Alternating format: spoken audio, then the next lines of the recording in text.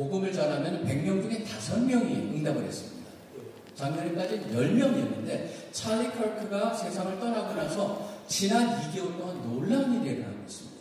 뭐냐면 복음을 전하면 3분의 1이 예수님을 영접하는 거예요. 저는 이게 굉장히 신선한 충격. 제가 찰리 컬크의 방법론에 절대적으로 동의하는 건 아닙니다. 왜 그런 현상이 있는 것 그게 그러니까 선명한 메시지가 전해졌다라고 하는 것, 선명성은 저는 굉장히 중요한 것 같습니다. 근데 우리 한국교회에서 정치적인 영역에 있어 선명성이 있었느냐, 오히려 진영 논리는 분명했지만 그 선명성에 있어서 우리는 이 어떤 그 원칙에 있어서 이 정당하고 함께 하진 않지만 이것이 성경적인 원리이기 때문에 우리가 서포트한다라고 말을 할 수가 있었어야 되는데, 제가 보기에는 그런 것들이 좀 한국교회에서는 조금 미진하지 않았는가. 그러다 보니까 그것이 곡해가 되고 오해가 되다 보니까 신뢰를 잃지 않았느냐. 저는 찰리 컬크의 사건과 연결해가지고 생각을 해봤습니다. 예. 저는 아까 시대 정신 말씀하시고 하는데 개인적으로 느낀 게 뭔가 하면, 교회에서 메시지가 나가거나 정치적인 입장을 표명할 때 균형이 좀 없다, 좀 중심을 잃어버렸다고 볼 때 저는 개인적으로 그 4가지로 분류를 합니다. 우선 일을 할 때 하나님의 부르심이 뭐냐, 교회의 필요가 뭐냐, 시대의 요청이 뭐냐, 내면의 절규가 뭐냐, 4가지를 보는데, 교회 지도자들이나 어떤 메시지가 하나님의 본심, 하나님의 뜻, 하나님의 그것을 자율적으로 분별하고, 그리고는 교회의 필요, 교회가 몸부림치고 성도들이 고통하는 것과 시대의 고통, 시대의 눈물, 그 다음에 성도들 개인적으로 내면의 그 피눈물을 흘리는 이 4가지를 목회자가, 지도자가 균형을 가지고 융합을 해서 너무 치우쳐버리는 이렇게 해서 할 때 일반 시민들이나 성도들이, 야, 우리 목사님은 균형이 있다, 우리 목사님의 그것이 하나님의 뜻을 대변하고 교회의 필요를 채워주고 시대의 고통을, 눈물을 닦아주는 이게 된다고 보는데, 이제 그런 면에서는 교회 안에 어떤 그런 몸부림 4가지를 다 이렇게 살펴야 되는, 여기에서 나오는 공감대, 여기에서 나오는 어떤 그 균형이 굉장히 필요하다고 보죠. 그런 신뢰가 있고. 저도 사실 목회자 중에 한 사람입니다만, 결국 우리 목사의 말씀을 근거로 한다면 목회자의 메시지와 그걸 바라보는 태도가 사실은 가장 신인도에 있어서 찬성이든 하향이든 역할을 했다, 그런 측면으로 정리가 될 것 같습니다. 제가 또 한 말씀, 지금 시간이 쫙 하는 1분. 예. 다시 역사를 돌아보면 우리 한국교회 기성세대 목사님들은 70년대를 제일 좋은 시대로 생각해요. 그래서 그리고 돌아가고 싶어 하는 거예요. 근데 돌아갈 수는 없습니다. 이미 70년대, 80년대 그 시대는 민주화 시대를 지났고요. 그리고 상당 합당 이후로 보수와 진보의 양진영으로 나뉘어졌거든요. 그것도 이제 30여 년 지나면서 시효를 다 했습니다. 그러니까 지금은 새로운 시대를 만나서 새로운 어떤 정치 철학, 새로운 이념을 구상해야 될 때인데, 여기에 그게 뭐냐 이렇게 물어보면 대답할 수 없죠. 그거 하면 제가 이 자리에 있지는 않겠죠. 그것을 우리가 그리스도인들이 함께 기도하고 지혜를 모아서 그 새로운 정치 이념을, 새로운 가치 체계 속에서 그렇습니다. 복음을 가치를 드리블이할 수 있는, 그렇습니다. 시대의 상황, 시대의 그것이 움직일 수 있는, 지금부터 만들어 나가면 좋겠습니다. 이 목사님. 예, 저도 두 번은 얘기하고 마찬가지입니다. 굉장히 중요한 말씀을 해주셨다고 생각을 하는데요. 진영 논리에 빠지지 않고 진리를 움켜잡을 수 있는 첩경이 뭐냐? 그것은 시대 정신을 움켜쥐는 것이다. 그리고 그 시대 정신을 움켜쥐는 것은 그 시대의 고통이 무엇인지를 들여다보는 것이다. 시대의 소리를. 예. 그런데 문제는 시대의 고통이 100명의 사람이 있다고 했을 때 100명이 다 내지를 않고 50명 내지 40명만 내는 경우가 있거든요. 일제시대 때 반일 항일운동이 시대의 정신이라고 했지만은 실제로 많은 사람들은 이미 그 치매를 기정사실화하고 식민지를 기정사실화하면서 받아들였거든요. 그럼 그 속에서 그것이 정말 시대정신인지 아닌지는 어떻게 볼 수 있느냐라는 부분들을 우리 들여다봐야 된다. 저는 그것이 바로 아까 말씀드렸던 성경에 나오는 하나님 나라의 가치가 세속적인 표현으로 담보된 소중한 몇 가지 가치들, 자유, 평등, 인권, 박애, 정의, 그리고 이 모든 것을 통괄하는 사람이라는 형질, 이 속에서 들여다봐야 됩니다. 대표적인 예가 뭐냐면 요한 웨슬리나 윌리엄 밀버포스가 18세기, 19세기에 있었던 소위 영국 흑인 노예 철폐 운동과 흑인 매매 철폐 운동이었습니다. 그것은 영국 사람들에게 있어서는 시대정신이 아니었어요. 왜냐하면 그들은 거기에 수혜자였거든요. 근데 감리교인으로서 소위 하나님 안에서 회심한 깨어난 양심이 되고 보니까 이것은 하나님의 정의나 하나님 나라에 같지만 너무나 멀어져 있는 것을 영국 사회가 하고 있다는 걸 알게 된 거예요. 그래서 이 부분들을 집요하게 밀고 나가면서 결국 윌리엄 밀버포스에 의해서 의회에서 매매제도가 공식적으로 철폐되지 않습니까? 지나고 보니까 그것은 시대 정신이 되어버린 거거든요. 그리고 그것이 결국은 많은 소위 감리교 신자들은 얘기하기를 영국이 피해 혁명을 거치지 않고 근대화되고 현대화된 핵심적인 계기가 결국 웨슬리의 감리운동이었다라고 말을 하는 거예요. 그럼 뭘 얘기를 하는 거냐면 시대 정신이라는 것은 시대의 고통과 함께 거기서 가지고 있는 그 중핵과 그리고 그 인자가 소위 성경이 가지고 있는 보편적인 6가지, 7가지 가치와 잘 조응될 수 있느냐를 다시 들여다봤을 때 그게 해석학적 키가 되는 것이다 라고 생각합니다. 그래서 이 부분들이 됐을 때 시대정신이 될 수 있는 가능성들이 숫자와 상관없이 있는 것이다. 여기 이제 댓글도 보니까 참 건설적인 댓글들이 많이 오네요. 지금 우리가 토론하는 세션의 주제가 뭔지 좀 뛰어들어가는데 그건 좋은 아이디어 같습니다. 지금 교회와 정치에 대해서인데 좀 약간 무거운 주제이겠지만 이게 교회와 정치, 교회와 사회, 교회와 미래가 다 사실은 연동되어 있는 상황입니다. 그러니까 계속 관심을 가져주시고요. 브레이크 타임은 아니지만 우리 잠깐 찬양하는 콘서트를 잠깐 하고요. 그 다음에 또 이어서 교회와 사회 미래에 대해서 패널들의 나누는 시간을 갖도록 하겠습니다. 감사합니다.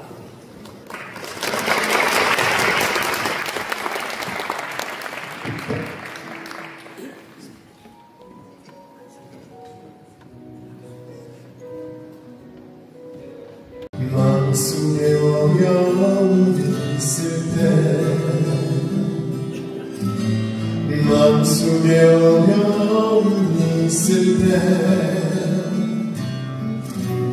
마음속에 어려움이 있을 때 주님 내게 먼저 오사 내 맘을 만지고 주님 앞에 나아올 수 없을 때 주님 앞에 나아올 수 없을 때 주님 앞에 나아올 수 없을 때 주님만 먼저 안으시네. 그놈의 불구하고 나를 사랑하시는 내 하나님의 사랑 나의 모든 걸 넣고 그놈의 불구하고 나를 안아주시는 내 하나님을 아버지라 부르죠. 우리 찬양하시는 분들 함께 고백하겠습니다. 마음속에 어려움이 있을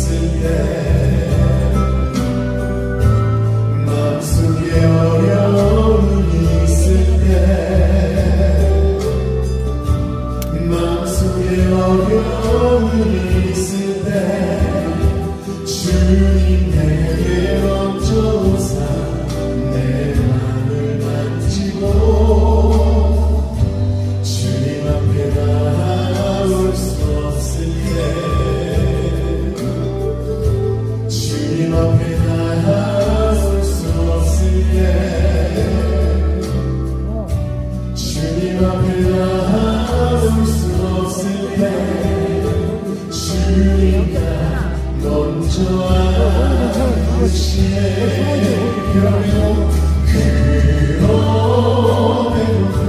불구하고 나를 사랑하신 내 하나님의 사랑 나의 모든 걸 덮고 그럼에도 불구하고 나를 주신 내 하나님을 아버지라 그럼에도 불구하고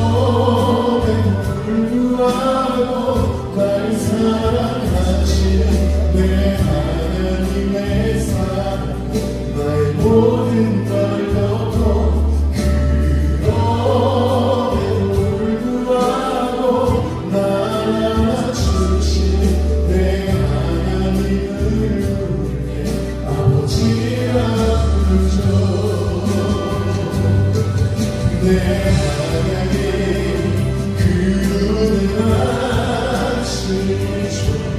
어려운 말로 위로하지 않죠. 너의 한숨을 내가 들었으니 염려하지 말라 했죠. 내 하나님 그 은혜하시죠. 어려운 말로 위로하지 않죠. 너의 한숨을 내가 들었으니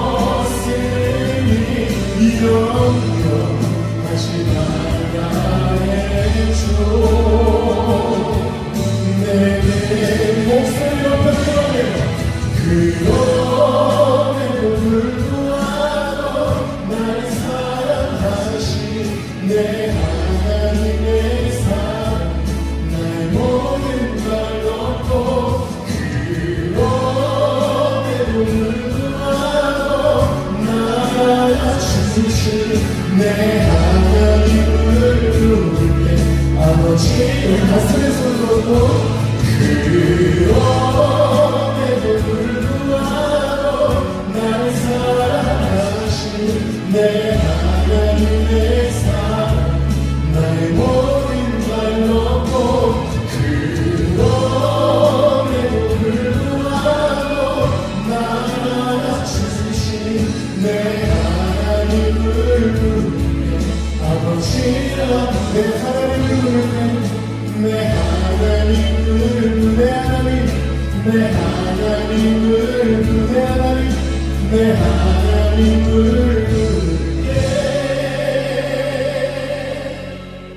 아버지라 부르죠. 이 교회와 이 나라 우리를 사랑하신 주님께 감사의 박수를 드리겠습니다. 아멘. 정말 귀한 시간이며 우리가 토론을 하기 위해 모였지만 주님의 사랑이 이곳을 덮었으면 좋겠습니다. 이 나라를 덮었으면 좋겠고 교회를 덮었으면 좋겠어요. 그 사랑으로 말미암아 모든 것이 덮이고 그 사랑으로 그 십자가의 사랑으로 모든 것을 이기시고 넘으셨던 것처럼 한국교회가 또 이 나라가 이 모든 어려움들을 이겨냈으면 좋겠습니다. 그런 마음으로 다음 곡은요 임재라는 찬양 저희 시작하는 찬양 다시 한번 나눴으면 좋겠는데요. 어떻게 보면 좀 딱딱한 분위기일 수 있지만 성령 하나님께서 이곳에 임재하셨으면 좋겠습니다. 오늘 토론하시는 우리 모든 목사님들, 교수님들, 박사님들 가운데 성령 하나님께서 임재하시는 그런 시간이 되었으면 좋겠어요. 다음에 임재 함께 고백할 때 하나님 하늘의 문을 여시고 이곳에 임재하여 주시옵소서. 그런 마음으로 함께 찬양하겠습니다.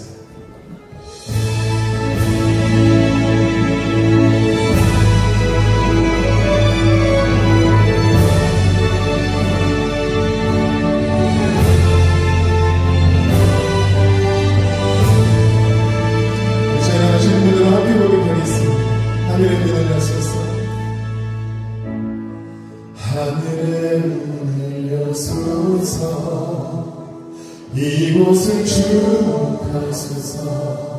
주를 향한 노래가 꺼지지 않으니 하늘을 열어보소서. 이곳에 임재하소서. 이곳에 임재하소서. 주셔서 주님을 기다립니다. 기도의 향기가 하늘에 닿으니 주여 임재하여 주소서. 이곳에 오셔서 이곳에 앉으소서. 이곳에서 예배를 받으소서. 주님의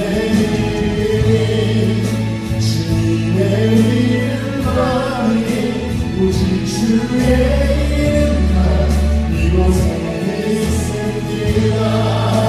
이곳에 오셔서 이곳에 앉으소서.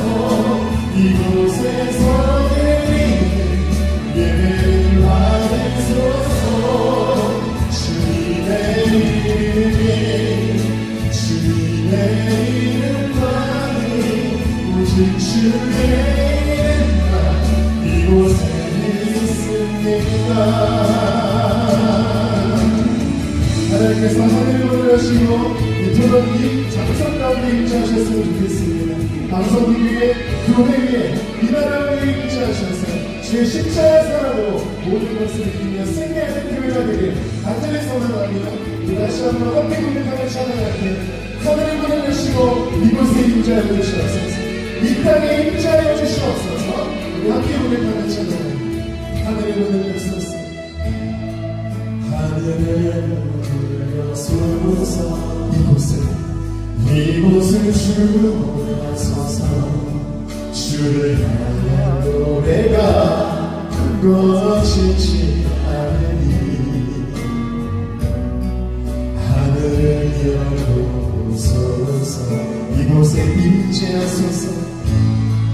이곳에 임재하소서. 간절히 주님을 기다립니다. 기도의 향기가 하늘에 닿으니 우리 믿음으로 선포할까요? 주여 임재하여 주소서. 이곳에 오셔서 이곳에 앉으소서. 이곳에서 예배를 받으소서. 주님의 이름만이 오직 주의 이름만 이곳에 오셔서 이곳에 앉으소서. 이곳에서 예배를 받으소서. 주님의 이름만이 오직 주의 이름만 주님의 임재사랑하는 두손 높이 들고 목소리 높여 이곳에 오셔서 이곳에 앉으소서. 이곳에서 예배를 받으소서. 주님의 이름만이 오직 주의 이름만 이곳에 다시 한번 이곳에 오셔서 이곳에 앉으소서. 이곳에서 예배를 받으소서. 주님의 이름만이 오직 주의 이름만 이곳에 선포하며 오직 주의 이름만 오직 주의 이름만 이곳에 다시 한번 오직 주의 이름만 오직 주의 이름만 이곳에 있습니다. 그래서 공감하는 것은 인정할 수밖에 없는 것은 좀 위기의식이 굉장히 태국에 있지 않습니까?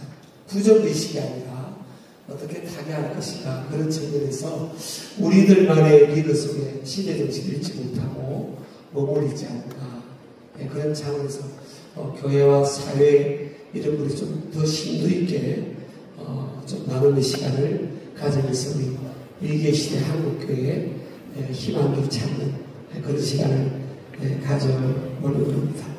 아까 우리 신인도 문제는 말씀을 드렸고요.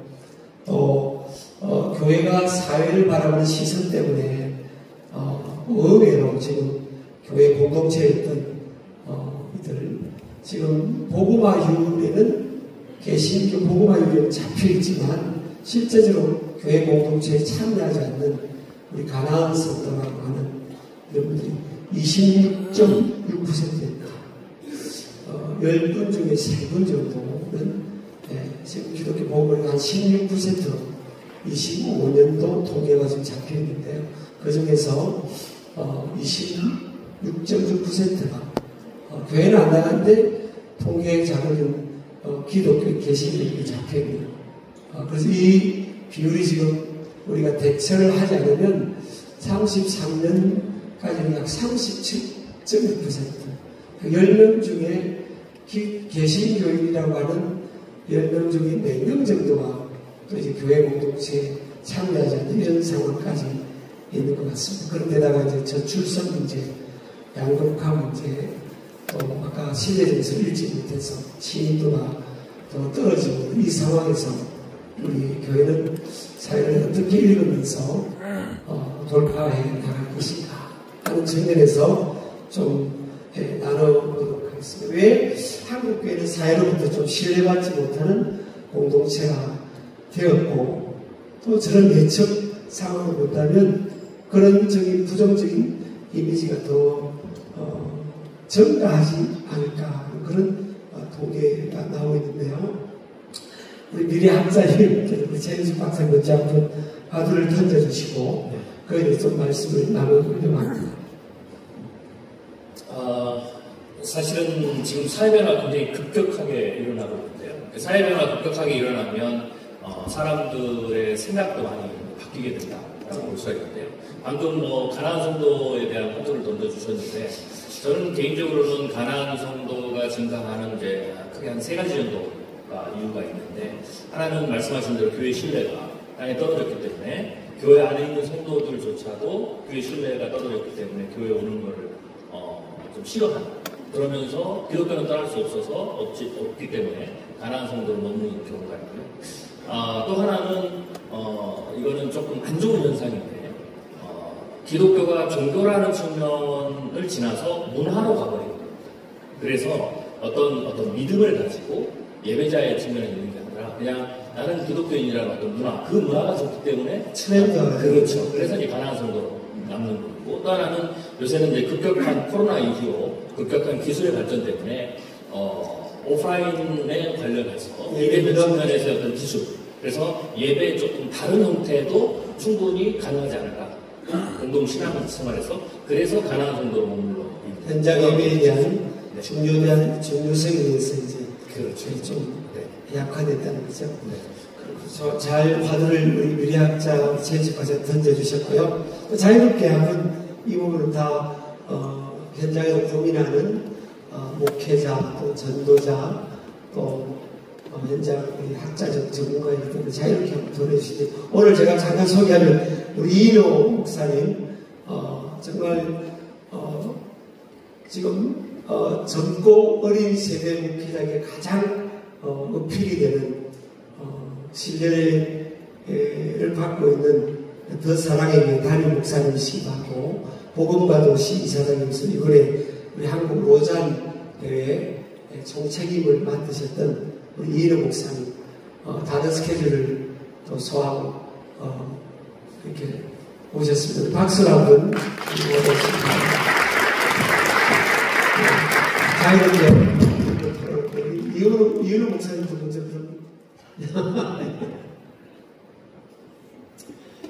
신뢰의 문제는 어떤 단순한 행위의 문제가 아닌 것 같아요. 우리 교회 교육자들 중에 보면 굉장히 유능한데 안 믿어지고 나한테 엄청 잘하는데 안 믿어지는 사람이 있어요. 인테그리티의 문제죠. 근데 우리 한국 교회의 어떤 신뢰성이 계속 떨어진다는 것 결국은 많은 사람들이 뭐 직장에서 만나봤는데 어디서 만난 사람들이 못 믿겠다는 거거든요. 못 믿겠다는 문제는 인격적인 문제고 성품의 문제죠. 그것은 하루아침에 빚어지는 것이 아니고 어떤 면에서 왜 교회를 못 믿겠다는 우리의 열매인 거죠. 그러니까 사람이 교회가 뭐 사람이잖아요. 신자가 그만큼 성숙하지 않다는 것이고 예수님 닮지 않았다는 그런 가장 근본적인 문제, 그만큼 성도를 훈련하고 양육하는 부분에서 우리의 기초가 드러난 부분이라고 저는 생각하고요. 또 한 가지 나온 공공성의 문제인데 저는 그런 것 같아요. 한국계 마치 졸부처럼 굉장히 많은 것을 가지고 있고 그런데 자기 책임을 알지 못하는 거죠. 노블리스 오블리주가 없는 거예요. 지금 한국에 그런 상황이거든요. 자기도 모르는 사이에 엄청나게 한국의 영향력을 가지고 있는데 우리가 이 한국 사회 속에서 무슨 역할을 해야 되는지에 대한 준비가 안 돼 있다고 생각을 해요. 그러다 보니까 항상 그냥 그리고 또 우리의 문제가 천주교나 불교 같은 데는 이렇게 중앙집권적으로 쭉 이끌어가는데 끊임없이 개척을 하고 개교회주의에 있다 보니까 어떤 교회는 연수가 돼서 그런 생각을 하고 있지만 또 어떤 교회들은 이제 막 시작하니까 그럴 때 한문된 의식이 없는 상황에 사회 속에 비춰지는 모습은 늘 어떤 책임, 영향력이 있는 자리에 있고 그런 것들을 누리면서도 주변에게 선을 행하고 아까 우리 목사님 말씀하셨던 것처럼 어떤 인류의 기본적인 가치에 대한 부분들 또 주변에 있는 사람에게 보게 되는 부분들 이런 것에 대한 기본적 의식이 없는 거죠. 저는 그런 부분들이 근본적인 문제가 아닌가. 제가 말씀과 삶의 균형성의 문제가 다른 말씀이고요. 한국교회가 마이너리그에 머물다 어느덧 우리가 메이저리그가 되는데 그만한 책임적인 부분을 감당하지 못하지 않냐 그런 부분 같습니다. 이 윤리 전문가이시는 우리 한기채 목사님 윤리 전문가하셨고 한국교회 윤리학을 한기채 목사님 좋아하는데 한번 좀 이야기해 주시죠. 지금 말씀하신 대로 우리 연예인 일치의 삶을 사는데 좀 우리가 실패하는 요인도 있고요. 지금 이모 목사님 말씀 중에 참 중요한 게 우리 신앙생활이 공적 영역에서 표현돼야 되는데 교회가 좀 개토화돼가지고 우리끼리 또 우리 안에서 또 봉사도 우리 안에서 하면서 봉사를 하고 있잖아요. 그래서 실제로 사회로 나아가서 세상의 소금이 되고 세상에 빛이 되는 이런 삶을 좀 살아가는데 실제적으로 아까 기독교가 문화화되고 있다는 말씀도 하셨지만 어떤 면에서 우리 한국교회는 그동안의 세월에 비해서는 문화화하는데 좀 실패한 것 같기도 해요. 기독교적인 가치를 실제로 구현할 수 있는 각 분야에, 정치 분야에도 그렇죠. 또 문화 분야에도 여러 분야에 기독교적인 가치가 스며들도록 했으면 지금은 사실 엄청난 효과를 발휘했을 겁니다. 그래서 기독교적인 가치를 가지고 있는 시민운동도 실제적으로 교회들이 많이 참여해가지고 이를테면 지금 우리 낙태해야 문제 심각합니다. 저출산 문제 심각하고 고령화 문제 심각하고 또 우리 동성애 이슈도 심각한데 이 기독교적인 가치와 이상을 실제 삶에서 실현해 나갈 수 있는 이런 것들이 저변에 확산되다 보면은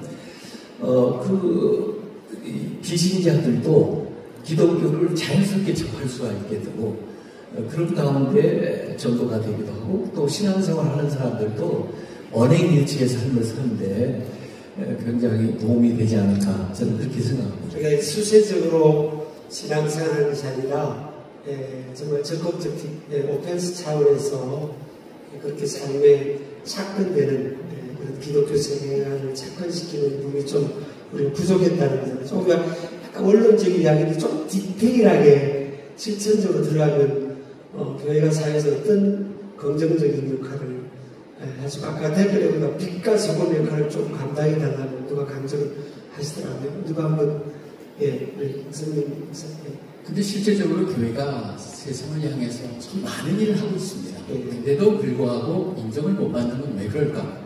저는 왜 실례는 일일까라고 했을 때 저는 세상을 향해서 우리 교회가 참 좋은 일을 하는데 그때 의도가 일으켰다. 의도는 뭐예요? 의도가 일으켰다. 전도하기 위해서. 예. 또 그 다음에 교세 확장을 위해서 그 의도가 읽혀버렸기 때문에 그런 것이 아니냐.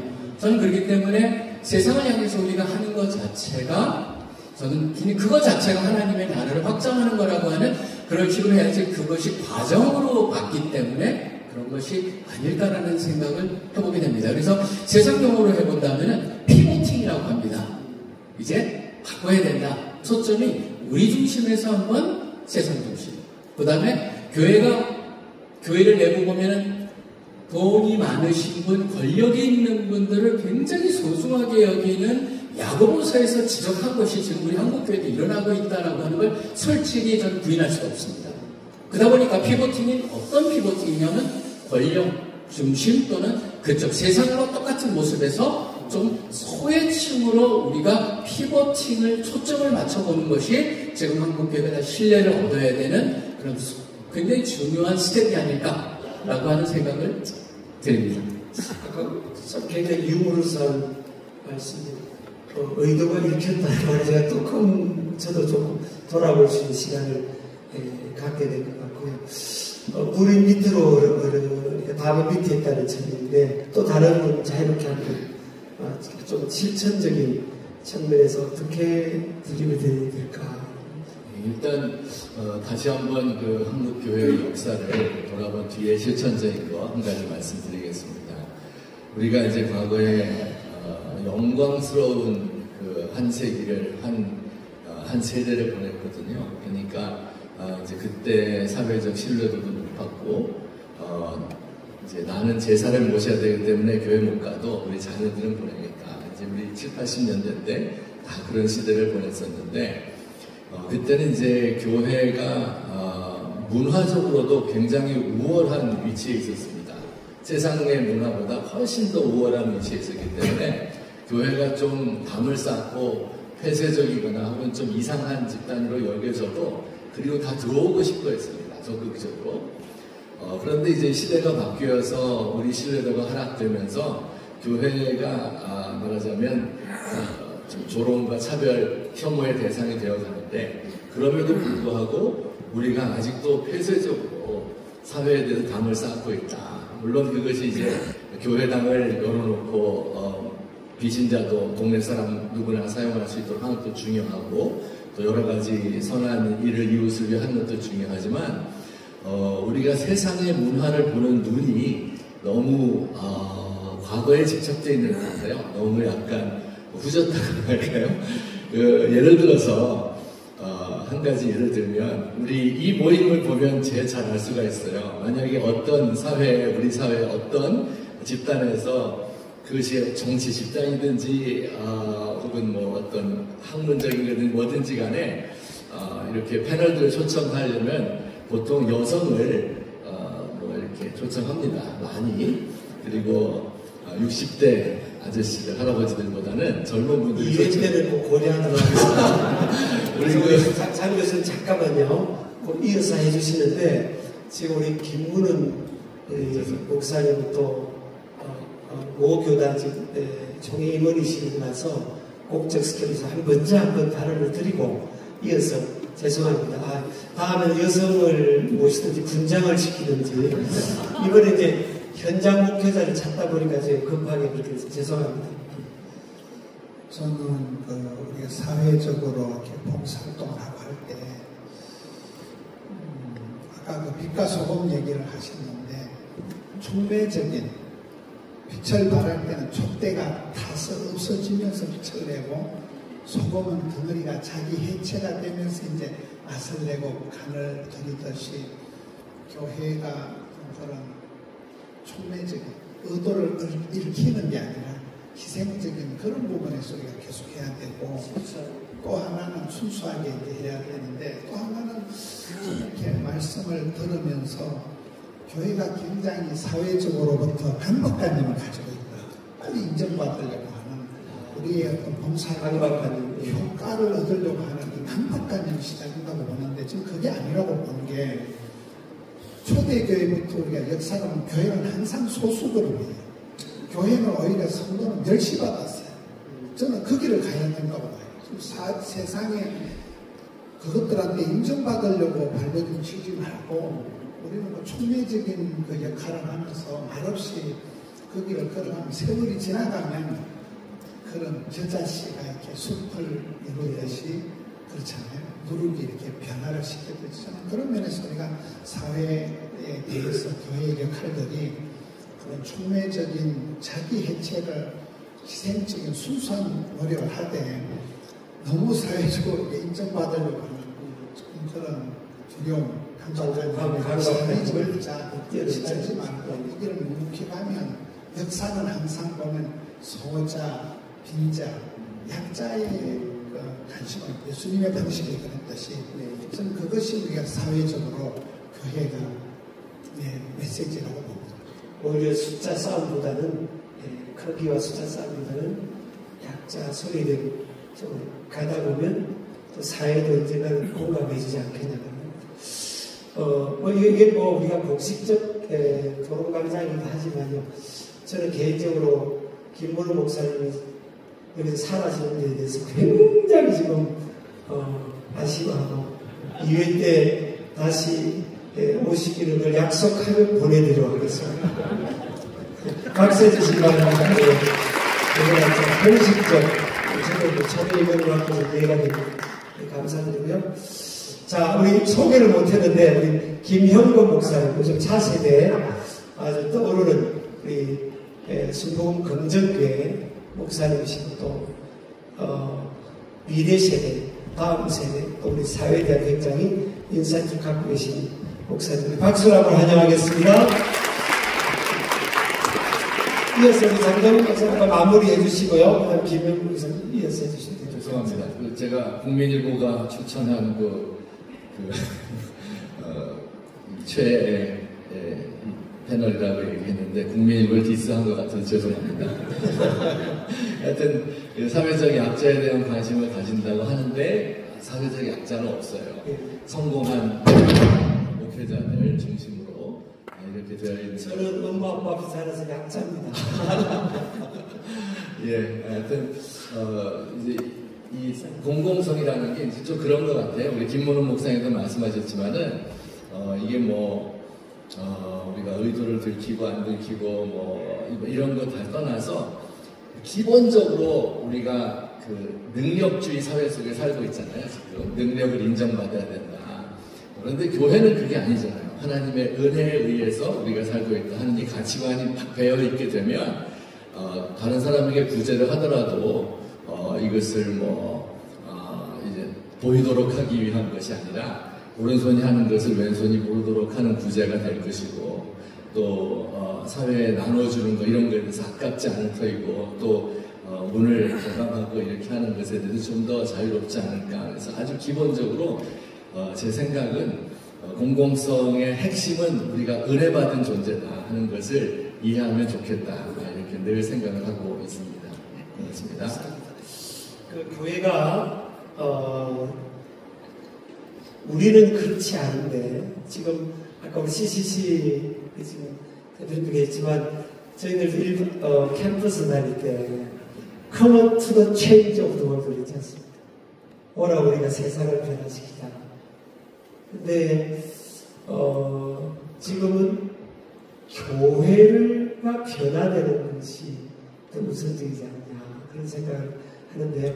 그러면 우리 김영근 우리 목사님 한 말씀 해주시죠.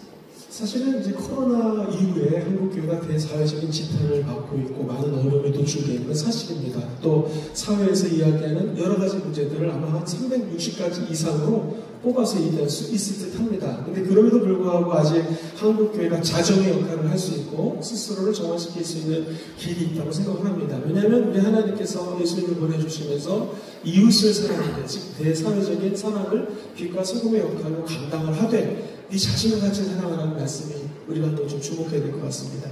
대사회적으로 사랑과 빛과 소금 역할을 감당하지 못했다는 것은 어찌 보면 초대교회 때 보혜사 성령님 우리 가운데 임했고 하나님과 연결고리를 갖게 되자 그들이 변화됐고요. 우리가 너무나 잘 아는 것처럼 사도의 이야기를 듣고 예배를 드리고 이웃 주민들을 사랑하기 시작했습니다. 박애, 아까 말씀드렸던 사랑 실천 운동이 진행이 되었고요. 수많은 사람들이 도대체 이 공동체는 어떤 모임이길래 이렇게 변화될 수 있을까? 이웃을 사랑하고 그야말로 유무상통하는 시스템을 갖출 수 있었을까? 주목하기 시작했고 성경은 수많은 사람들이 교회에 몰려들었다는 것이죠. 이게 사실 부모 아니겠습니까? 그리 따지자면 1907년 우리나라는 너무나 대사회적으로 열악했고 정치적으로 미약했고 매우 가난했던 나라입니다.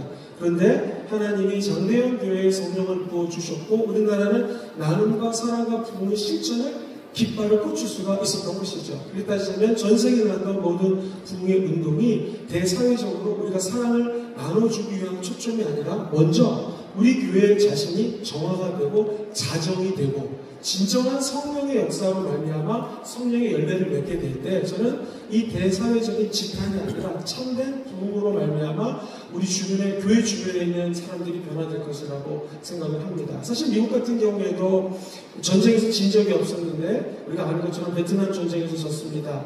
그리고 기독교적인 세력들이 나타났고 히피 문화들이 활발하게 퍼지게 되었고요. 심지어는 시민 불복종 운동 같은 것들이 나타났는데 오히려 교계에서는요. 크레도 감독 같은 분들이 우리가 너무나 잘 아는 without authority, 권위 없는 자같이 설교해야 된다는 자정과 설교학의 어떤 획을 긋는 정말로 페니피코스적인 혁명이 일어났고요. 더 나아가서 예수 운동이 펼쳐지게 됐는데 이것도 역시 히피를 우리가 잘 아는 갈버리 체프에서 척 스미스 목사님이 히피족들을 받아들이면서 그분들을 변화시켰고 대사회적으로 예수 그리스도의 새로운 부흥의 물결을 가져오게 되었다. 그렇다면 한국 교회는 희망이 없는 것이 아니라 이제 진짜 성령 안에서 들어가게 되면 자동적으로 성령의 인도하심으로 빛과 소금 역할을 감당할 수 있을 것이라 이렇게 생각을 합니다. 그 문학 공부 통계를 보면 한국교회 개신교회와 개교회 사회를 섬기는 약자를 섬기는 한 70% 이상이 된다는 통계가 잡혀 있음에도 불구하고 왜 사회는 교회를 그렇게 볼까? 이게 어떤 딜리버리나 이미지 문제는 없을까요? 어떤 혈통의 이미지라든지 어떤 권위의 이미지라든지 수직적 이미지라든지 그런 데서 한번 좀 이미지 문제도 좀 있지 않나 생각합니다. 왜냐하면 그 전에 태안 앞바다에 그 기름이 유출됐을 때 한 200만 명의 우리 한국 국민들이 거기에 제가 그 근처에서 목회를 했기 때문에 70% 80%가 기독교인이거든요. 그런데 그런 딜리버리 문제나 그런 부분도 조금 우리가 제거해 볼 것 같고요. 한국교가 자유롭게 한번 들어보면 좋겠습니다. 아까 제가 어떤 전도와 원래 우리의 그 역할이 하나님의 기대가 있기 때문에 그것을 하는 건 너무나 당연한데 저는 어떻게 해야 되느냐라고 하는 겁니다. 그래서 우리가 나누되 저는 교회 이름도 좀 뺐으면 좋겠다. 그 다음에 연합을 하면서 그 지역사회에 필요한 것을 교회가 그냥 예수 그리스도의 이름만 걸고 해도 왜 그러냐면 찾아보면 사람들은 의외로 예수님의 가르침에 대한 관심이 있고 젊은 층이 특별히 그렇습니다. 교회를 떠났을지라도 예수님을 떠난 게 아니다라고 하는 게 통계적으로 나와 있고 그러다 보니까 저는 그걸 한번 뛰어넘기 위해서라도 우리가 교회의 이름 내지 않고 그 다음에 그냥 예수 그리스도의 이름만 가지고 한번 섬겨보는 것일까?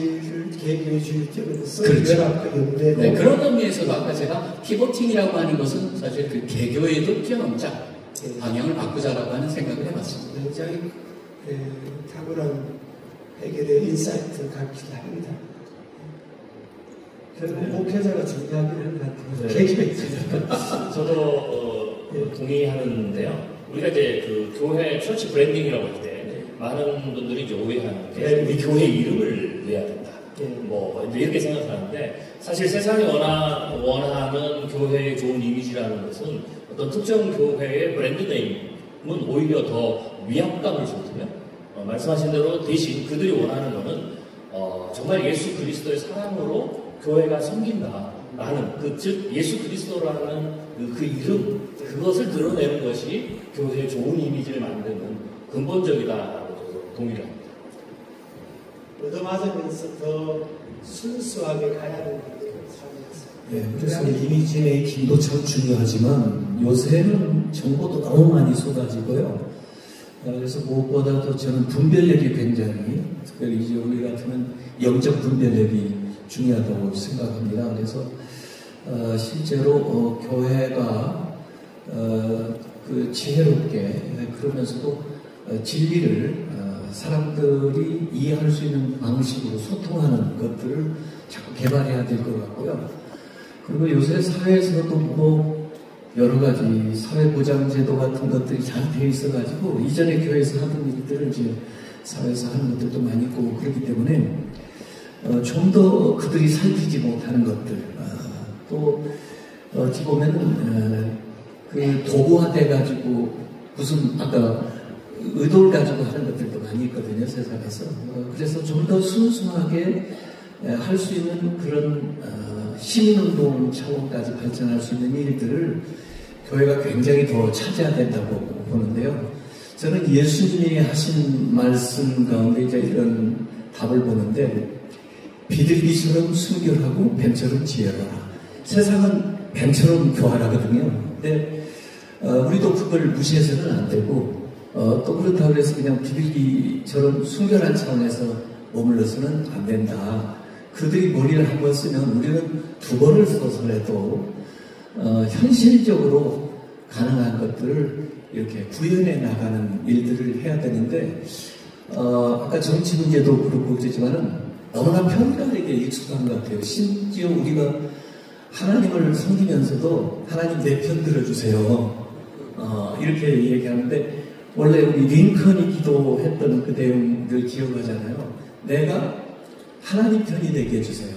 내가 하나님의 뜻대로 살게 해주세요. 이래야 되는데 신자들조차도 하나님을 부리려고 해요. 그리고 심지어 하나님의 이름을 이용해가지고 자기의 목적을 달성해 보려는 그런 이기주의적인 신앙 행태들이 아까 얘기한 대로 세상 사람들이 다 알아버릴 것 같아요. 그래서 우리가 많이 깨어서 하나님이 무엇을 원하시는지 내가 그 하나님의 뜻에 부합한 삶을 살려고 모두 다 노력하는 가운데에서 하나님이 주시는 분별력으로 가장 지혜롭게 그러나 현실적으로 이렇게 접근해 나가면 세상에는 이상적인 게 없잖아요. 뭐 어떤 때는 현실적으로 소악, 덜 악한 걸 선택할 수밖에 없고 투표할 때는 덜 나쁜 놈 찍을 수밖에 없고 또 좀 더 나은 사람을 추구할 수 있는 것이기 때문에 또 세상은 굉장히 목적을 위해서 수단 방법 가리지 않잖아요. 그래서 그런 방식과는 좀 다른 그런 방식에서 우리가 사회 문제 또 문화 정치 문제들을 접근해 나가는데 정말 더 많은 아이디어가 필요하고 더 많은 기도가 필요하고 실제로 분별력 있게 기준을 계속해서 제시해 줄 수 있는 일을 꾸준히 하다 보면은 사람들이 우리의 이야기에 좀 귀를 기울이게 될 것이다 그런 생각을 하게 됩니다. 이해로 네, 우리가 의도가 읽힌다고 하잖아요. 근데 저희들의 최고의 전략이랄까요? 그건 들키는 것 같아요. 들키기. 물론 들키는 것도 의도가 될 수 있겠죠. 근데 의도적 측면이 아니고 빛이 감출 수 없잖아요. 드러나잖아요. 그런 어떤 마음으로 그런 면에서 들키려면 자꾸 그렇게 드러내서는 안 될 것 같아요. 너무 저는 지금 이 시대 자체가 뭐 자기 PR하는 시대고 인스타그램이나 모든 것을 통해서 계속 모든 교회도 그렇고 개인도 그렇고 좀 이런 거 좀 오히려 절제해야 될 때가 아닌가. 오히려 좀 욕을 하면 욕을 먹고 다윗이 시므에게 저주받을 때 하나님이 하라고 했으니까 또 잘못된 게 있잖아요. 그러면 우리가 그런 부분에서 욕을 먹을 때 욕을 먹고 좀 잠잠하고 마치 어떤 연예인이 스캔들이 있어 근데 그 사람을 통해서 계속 홍보 나가면 꼭 계속 마이너스거든요. 그럴 때는 그냥 가만히 있어야 돼요. 근데 지금 이미 우리가 그런 상황이에요. 근데 무슨 좋은 얘기를 한다고 세상이 듣겠나. 저는 개인적으로 그런 생각이고요. 두 번째로는 우리가 그런 측면보다는 이제 문화적 소통을 통해서 우리들이 가지고 있는 기독교 가치를 실현하는 측면에서 어떤 좀 이야기했으면 좋겠고, 지금 말씀하신 분별력 말씀을 하셨는데, 저희들이 우리 한국교회의 대다수의 70% 정도의 분들은 굉장히 복음적이고 건강한 그런 지도자들이 있다고 봅니다. 근데 문제는 다 분별력도 있습니다. 근데 언어가 없는 거예요. 그러니까 건강하게 언어가 없는 거죠. 그래서 소통 창구가 없는 거예요. 그래서 이거 열린 토론방. 네, 이게 굉장히 중요하다고 생각하는 것이 이런 소통 창구를 통해서 우리가 잘못했다 이런 얘기를 하는 게 아니고 우리 이 시대의 이슈에 대해서 이 시대의 정말 문제에 대해서 그럼 성경적으로 기독교적으로 그 교회는 어떻게 그들의 아픔과 그들의 문제를 또 어떤 진리에서 어그러진 부분들에서 우리가 어떤 생각을 가지고 있는가 이런 부분들을 사실은 목사님들의 생각을 갖고 있지만 그런 목소리를 내면 또 어떤 반대적인 여러 가지들이 겁이 나서 못하거든요. 근데 우리가 이렇게 하나의 창구가 있으면 서로 지지하고 격려하고 그래서 이 자연스럽게 우리들이 가지고 있는 건강한 가치가 드러날 수 있는 이런 창구가 필요할 때가 아닌가 싶습니다. 예, 장 박사님. 우리 지금 이제 미디어에서 미디어 환경은 절대적으로 기독교에 불리합니다. 지금 그 근원을 거슬러 올라가면 1960년대 이후에 미국으로 거슬러 올라가요. 그때 이제 이미 할리우드를 비롯해서 모든 미디어 환경이 다 진보적인 환경이 되었습니다. 그리고 거기서 공부한 사람들이 한국에 와서 80년대에 가르쳤는데 저도 80년대 학번인데요. 그때 반기독교 정서가 이제 대학에서 팽배했습니다. 그 사람들이 이제 지금의 미디어를 지배하는 사람들이 된 거예요. 그러니까 미디어 환경은 정말 절대적으로 기울어진 운동장이다. 절대로 교회에 우호적이지 않다. 그리고 이것이 코로나를 지나면서 훨씬 더 심화가 되었습니다. 국민일보만 빼놓고 다른 레가시 미디어들, 방송사들 다 마찬가지입니다. 아니, 또 안 그런 데도 있습니다. 네, 어쨌든 그래서 그렇게 말은 제가 하겠습니다. 예.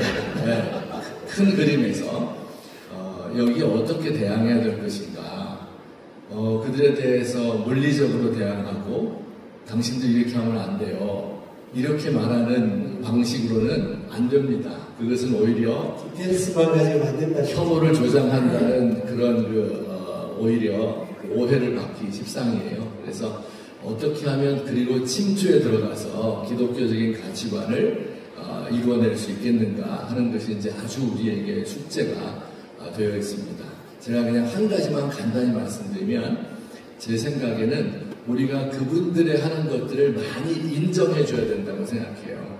비기독교인이라고 하더라도 그 안에 선한 능력과 영향력과 또 그 마인드가 영이 있거든요. 하나님의 영이 교회 안에서만 일하시는 것이 아니라 보편적 가치가 있습니다. 자연계에서도 역사하시고 보편적 가치가 있으니까 우리가 인정받으려고 애쓰는 것도 중요하지만 그들이 뭘 하고 있는지 이것이 공공성의 출발점이라고 저는 생각합니다. 내가 주장을 강하게 하니까 나를 인정해달라. 내가 뭔가 도와줄 테니까 나를 인정해달라. 그게 아니라 그분들이 하고 있는 것을 이해하고 긍정하고 받아들이고 그럴 때 소통의 창구가 열려서 아까 우리 한기채 목사님 말씀하신 것처럼 그래도 뱀같이 지혜로 네. 그 영역인 것 같습니다. 예, 그런 방식으로 우리가 택해야 되지 않을까 생각합니다. 자, 이게 오늘 댓글에서 질문이 좀 많이 올라오고 있는데요. 박하종님은 과거의 교회는 사회의 문화를 선도하고 선한 영향력을 끼쳤는데 지금 현대 교회는 문화를 오히려 사회의 문화를 따라가지 못하고 사회 인식도 좋지 못하고 이런 현실에서 한국교회의 대사회적 역할과 공공성 회복의 구체적인 실천이 무엇이 있을까요? 구체적인 실천. 네, 우리 한번 김영건 목사. 네, 사실은 이제 복음 변화는 않지만 세상은 늘 개인적으로 김영건 목사 목소리 너무 좋아요. 할렐루야. 저도 16대 사랑합니다. 아니, 복음 변하지 않지만 세상은 늘 변합니다. 네. 그리고 다각도적인 사람들의 참여에 대한 시각들도 있겠죠. 그런데 우리가 세상 변하는 거에 따라서 리더십이라든가 권위적인 요소들도 교회도 충분히 맞대응해야 될 필요가 있다고 생각합니다. 이른바 예전에 탑 투 버텀 라인의 리더십이 강조되었다면 이제는 버텀 투 탑, 다시 말해서 우리 평신도들이 원하는 게 무엇인지를 충분히 숙지하고 우리 리더십들이 목사님들이 결정을 내려야 되는데 그렇지 않는 어떤 교회의 특수한 구조적인 리더십 요소가 있어요. 그러다 보니 젊은이들이나 대사회적으로 교회를 바라볼 때는 권위적이다. 그리고 우리의 이야기가 먹히지 않는다라는 이야기도 있습니다. 그래서 실질적으로 우리가 대사회적인 사랑을 나누기 위해서는요, 다른 사람들과 의도적으로 이야기를 들을 수 있는 시간과 장소를 마련해서, 예를 들면은 교회 대부분이 60대 이상의 장로님들이 방회라든가 교회의 중요한 결정들을 하는데, 저희 같은 경우는 청년들과 3040과 40대, 50대 리더십들이 함께 이야기를 하면서 교회 계획을 세우는 모습을 의도적으로 보여주려고 하는 것이죠. 그래서 나이가 젊어도 충분히 우리의 의견이 이 교회 조직에 반영될 수 있다고 얘기하는 것이죠. 의사 결정 구조에 대한 혁신적인 좀 변화가 필요하죠. 넓이와 깊이가 세상의 문화를 왜 이런 거 교회 예전에는 교회 오면 볼 게 많다. 어릴 때 그랬잖아요. 근데 지금은 교회 오면 세상을 따라가지 못하는 정도가 아니라 좀 그런 이유가 뭐인 것 같아요. 그래서 연장선상 얘기를 한다면 우리가 흔히 리더십에서 얘기할 때 제일 중요한 게 리더와 팔로워거든요. 그래서 여태까지 한국 교회는 리더십이 어떤 포지션을 갖느냐에 따라서 교회가 부흥이 되고 성장이 됐는데, 이제는 리더십은 리더십대로 성장을 해야 되지만 팔로우, 즉 교회를 치면 성도들이 얼마만큼 목사님의 목회처럼 따라올 수 있는 잠재적인 역량을 갖추느냐가 교회의 핵심 포인트가 됐는데, 그 목사님께서 질문하신 내용을 굳이 답을 한다면 제 생각은 이렇습니다.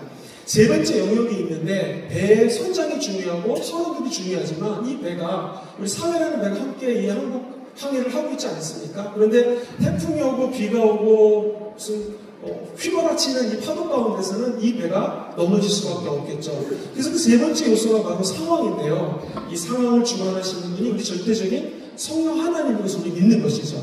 그래서 대사회적으로 지탄이 있고 교회에 변화가 없다 할지라도 초대교회에 어려움이 있었을 때 그분들은 디아스포라가 되어서 흩어져서 복음을 증거했던 것처럼, 우리가 너무 대사회적인 지탄에 초점을 맞추는 것이 아니라 한기철 목사님 말씀하신 것처럼 성령 하나님이 이 어려운 사회적 상황 속에서 우리 교회들에게 부어진 것이 무엇이냐를 고민해야 될 것 같아요. 교수님 말씀처럼 이런 시대에 더 SNS로 활동하거나 미디어를 활발히 펼치는 것이 아니라 원래 본질로 돌아가서 제3의 요소인 성령 하나님의 주도권 생사하고 주관하시는 분이 이 사회적 상황에서 우리에게 뭘 요구하는가를 우리 리더십들이 면밀히 살피는 것이 지금 시대가 아닐까 싶습니다. 성령의 지혜로 사회적 리더를 빨리 캐치해야 된다는 거죠. 우리 박성민 제가 한번 들어보겠습니다.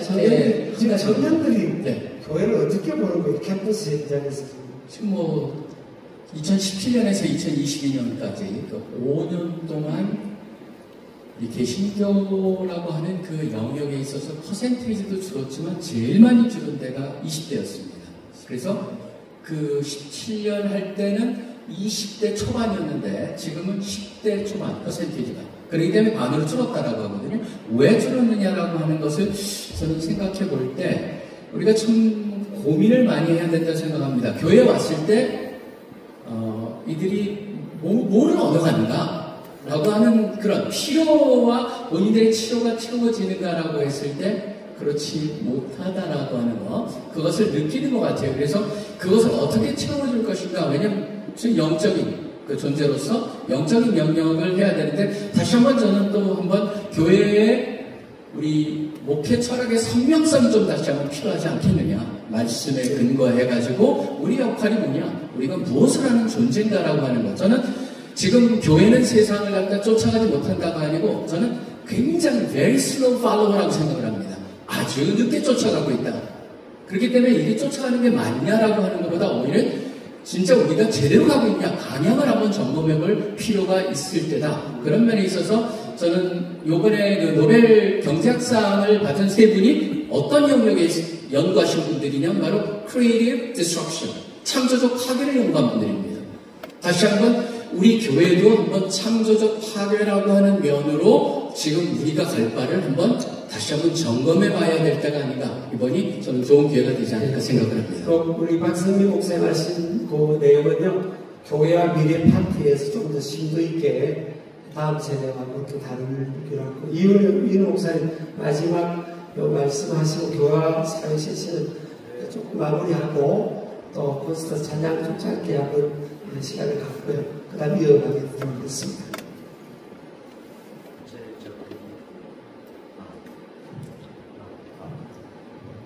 네. 죄송합니다.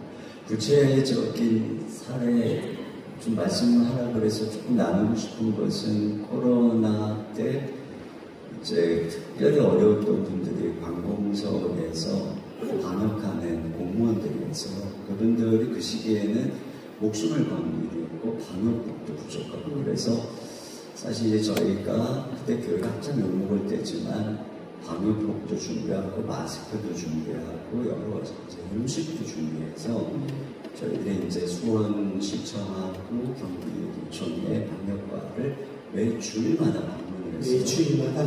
매 일주일에 한 번씩 이제 5개월마다 방문을 했는데 처음에는 엄청 이제 안 좋아했어요. 왜냐면 우리 그 당시 교회 때문에 더 많은 이제 자기들이 고생한다 생각을 했던 것 같아요. 근데 그렇게 하면서 계속 이제 저희들을 나중에 좀 환영을 하고 음식을 가져가기 위해서 우리 주변에 있는 가게들에게 이제 도시락도 마치고 돈가스 같은 것도 준비하고 그랬더니 거기서 물어보는 거예요. 이걸 어디다 주려고 이렇게 매주. 그래서 우리가 이런 일로 하려고 한다고 그러니까 그 가게에서 자기들도 참여하고 싶다. 그렇게 한 거예요. 저희들이 주변에 방역을 전부 했는데 그렇게 참여한 가게들이 몇 개가 있는 거예요. 그래서 이제 저희들이 그분들의 이름으로 전달을 했어요. 그때 이제 나중에 이제 우리 수원 시장님이 너무 고맙다고 우리 교회하고 주변에 있는 가게들 자기가 좀 방문을 하고 싶다. 그래서 저하고 같이 이제 이렇게 조그마한 꽃다발 하나 가지고 이제 그분들을 이제 방문하는 일이 있었어요. 근데 제가 그런 일들도 저희들이 어떤 그 사회적인 그 필요를 그런 어떤 구청과 시청과 또 동사무소와 긴밀하게 연대해서 진행을 할 때 참 저희들이 우리의 이름으로 하는 게 아니에요. 그들을 통해서 그 지역사회에 들어가는 이런 내용들인데 그런 노력들이 필요하지 않나. 그리고 제가 광역교회에 김현 조현상 목사님이 참 그런 대사회적인 활동을 너무 잘 하시잖아요. 근데 그냥 조용히 현장에 있으면 365일 그 팀을 가동해서 그냥 가서 아무 일도 안 하려고 그렇게 이제 하는 역할들 그런 것들이 너무 이제 아름답게 그리고 거기서도 그 일을 할 때는 항상 그 구청하고 시청하고 연대해서 사역을 하고 그런 지혜가 좀 필요하지 않나 싶습니다. 정말 좋은 설레였습니다. 요즘 시대정신이 연대인데 오히려 보편적 시대정신의 가치를 교회와 자연스럽게 이웃들과 같이 연대하는 참 좋은 설레 같고요. 교회에 와서 내용만 좀 쓰고 갔으면 좋겠는데 사실 지금 프레임 전쟁이거든요. 근데 우리 한국의 좀 프레임은 너무 이분화돼가지고 극우 국자로 나 있잖아요. 그런데 우리 교회조차도 그 프레임에 자꾸 맞추려고 그러고 또 어느 일부 세력은 그렇게 자꾸 이 프레임 안에 들어가게 하려고 하는 것 같아요. 근데 지금 이 토론이 중요한 게 사실 다양하거든요. 그리고 어찌 보면은 극우 국자보다는 진보 보수인데 한국 기독교는 아무래도 보수적인 가치가 많은 것 같아요. 보수도 자유, 진보는 평등 이렇게 이제 추구한다고 하면은 교회는 어디가 이 사회 속에서 대안을 제시할 수 있는 물론 비판도 해야 되겠죠 예언자적으로 그러나 대안 공동체의 모습을 브릿지 연대 서로를 그러면서 우리가 이 다양한 의견들을 표출할 수 있고 어찌 보면 더 건설적인 새로운 프레임을 만들어가는 그런 운동이 일어나게 되면은 실제 그 극우좌 국자는 소수거든요. 거기에 너무 몰입되지 않도록 이렇게 좀 교회가 방향을 잡아갔으면 좋겠어요. 감사합니다. 예, 시간이 계속 이어서 마무리하면 좋겠지만 또 저희 지금 기획된 그 프로세스가 있기 때문에 교회와 사회 관련해서 여기서 연동이 되어 있기 때문에 세 번째 제시에서 교회와 우리의 가장 핫한 또 건설적이고 진취적인 이 부분에 대해서 우리 함께 또 토론하는 시간을 갖도록 하겠습니다. 패널 분들도 너무 수고하셔서 박수 한번 해주시기 바랍니다. 감사합니다. 우리 오늘 소리에 우리 귀한 또 찬양 사역자분 나오셔서 하나님께 영광을 돌리고 또 자연스럽게 이어가도록 하겠습니다. 감사합니다.